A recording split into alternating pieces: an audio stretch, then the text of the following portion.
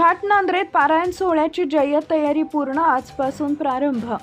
चालू वर्षी भव्य दिव्य पारायण सोहळ्याचं आयोजन करण्याचं बैठकीत ठरल्याप्रमाणे या निमित्तानं मुख्य शिवाजी चौकापासून ते विठ्ठल रुक्मिणी मंदिरापर्यंत भव्य दिव्य असा मंडप घालण्यात आला असून उत्कृष्ट अशी साऊंड सिस्टीम ही खानापूर इथं आणण्यात आली आहे।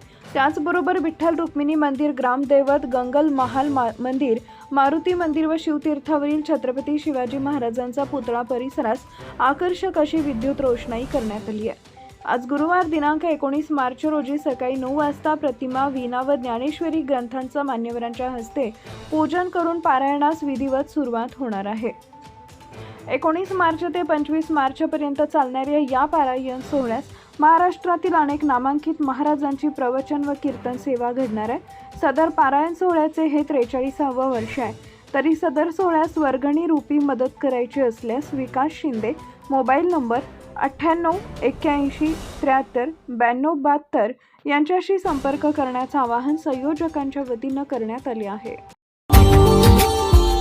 Subscribe now and press the bell icon. Never miss an update.